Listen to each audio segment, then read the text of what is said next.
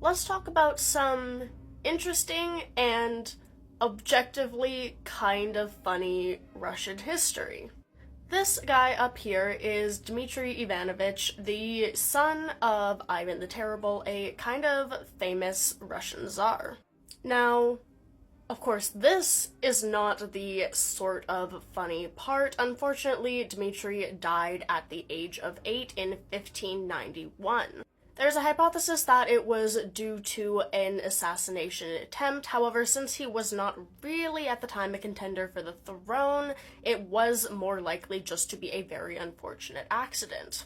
But that did kind of open the door for something objectively, at least, a little bit ridiculous to happen. Enter this man, allegedly Dmitry Ivanovich. He claimed that he was actually Dmitry Ivanovich and he survived whatever accident or assassination attempt befell the original Dmitry.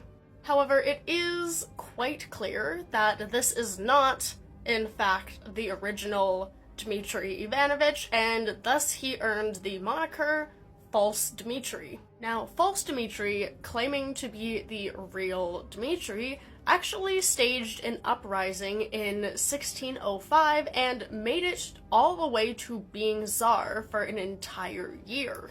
So at that point, the people of Russia were like, you know what, close enough, welcome back Dmitry Ivanovich, and he was Tsar for not quite an entire year, more like 11 months, until he was violently killed by an uprising crowd.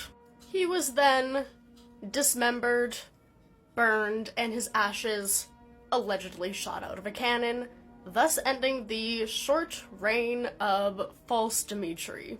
But wait, there's more. Enter this man, who also claimed to be Dmitry Ivanovich. False Dmitry II not only claimed to be the original Dmitry Ivanovich who died at the age of 8 or 9, but also claimed that he was also False Dmitry I, who instead of being dismembered, burned, and shot out of a cannon, actually survived and was back. He didn't denounce False Dmitry I as an imposter, he just claimed to be both original Dmitry and False Dmitry I, naming him then False Dmitry II. He also led an uprising that was moderately successful, but not so successful as False Dmitry I. However, False Dmitry I's wife did claim to recognize this man, being like, yeah, that's my husband. That's obviously my husband.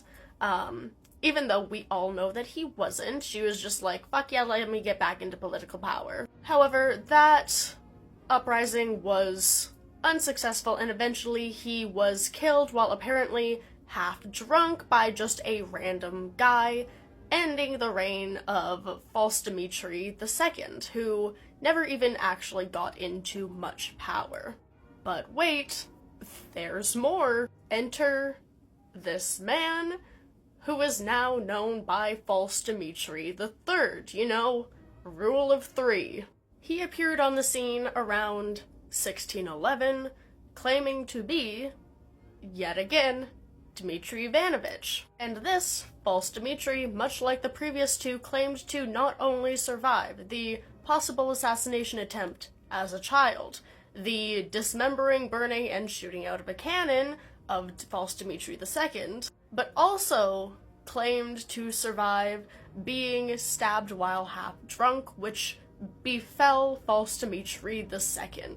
There were a couple groups in Russia that did acknowledge him as Tsar, even though he didn't really have any power, and at some point was handed over to authorities and executed. Now that is all 3 confirmed false Dmitrys. However, some sources say there may have been a 4th. However, other sources also say that the 4th was actually the 3rd and there was just some weird stuff going on with record keeping and all of that, where it made it seem like this guy was actually too false to Dmitrys. But Russia in general was kind of a mess during that time period, so much so that that whole time period was called the Time of Troubles, which, yeah, times sure were troubled. But this is just weird and objectively a little bit funny with the just train of events that these false Dmitrys have caused, and I think that it's honestly kind of just ridiculous.